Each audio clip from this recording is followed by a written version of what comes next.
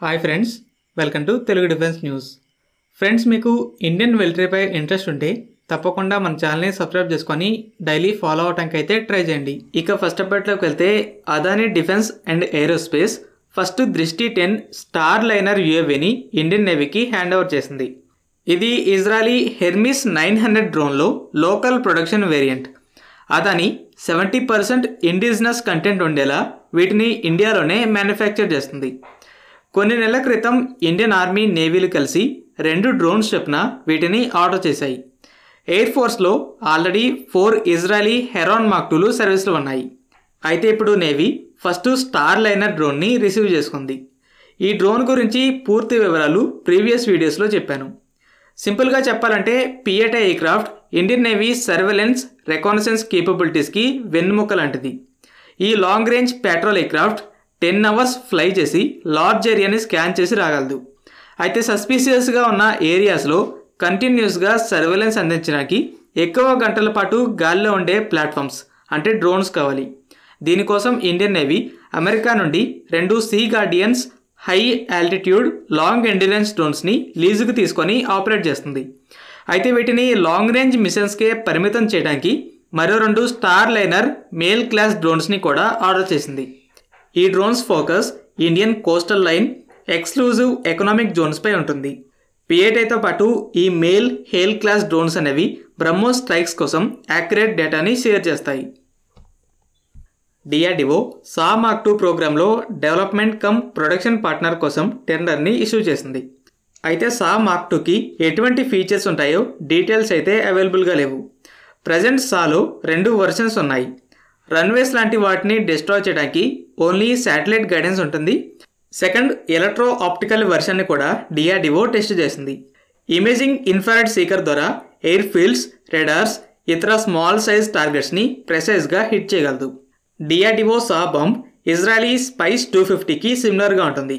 Same 100 kilometres range. అయితే Israel mini turbojet ఇంజన్తో Spice 250 ఈఆర్ని డెవలప్ చేస్తుంది. దీని ద్వారా రేంజ్ 150 కిలోమీటర్స్కి ఎక్స్టెండ్ అవ్వబోతుంది. డిఆర్డిఓ కూడా ఇలా రేంజ్ని ఎక్స్టెండ్ చేయడానికి అయితే ఛాన్స్ ఉంది.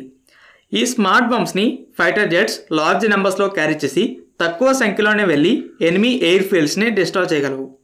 సాకి ఫుల్ ఫామే smart anti air field weapon. Ukraine first Shahed 238 డ్రోన్ని షూట్ డౌన్ చేసిందని రిపోర్ట్స్ ఇండికేట్ చేస్తున్నాయి. రష్యన్ మిలిటరీలో కీ రోల్ పోషించిన ఇరానియన్ షాహిద్ 136లో ఇది అడ్వాన్స్డ్ వెర్షన్. టర్బోజెట్ ఇంజన్ ద్వారా 3 టైమ్స్ ఫాస్ట్గా ట్రావెల్ చేస్తుంది. మల్టిపుల్ వెర్షన్స్లో డిఫరెంట్ సీకర్స్ ఉంటాయి. ఈ షాహిద్ 238 రెడార్స్ని కూడా డిటెక్ట్ చేసి డిస్ట్రాయ్ చేయగలదు. ఈ డ్రోన్ హై స్పీడ్ వల్ల షూట్ డౌన్ చేయడం చాలా డిఫికల్ట్గా ఉంటుంది. కాబట్టి రష్యన్ డ్రోన్ అటాక్స్ విషయంలో యుక్రెయిన్కి ఒక బిగ్ ఛాలెంజ్ ఎదురైందని చెప్పొచ్చు. కొన్ని వారాల క్రితం ఒక రష్యన్ అఫీషియల్ ఈ డ్రోన్స్ లోకల్ ప్రొడక్షన్ కూడా స్టార్ట్ అయిందని చెప్పాడు. దీనికి సంబంధించిన డీటెయిల్డ్ వీడియో లింక్ని కామెంట్ సెక్షన్లో పిన్ చేస్తాను. డిఆర్డిఓ ఉగ్రం అనే న్యూ అసాల్ట్ రైఫిల్ని లాంచ్ చేసింది. సీనియర్ ఆఫీసర్స్ ఆల్రెడీ ప్రోటోటైప్స్ని టెస్ట్ చేశారు. ఇది 7.6 to 51 mm rifle. Present 6 lakh AK-203 production అనేది జరుగుతుంది. AK-203 7.6 to 39 mm rifle.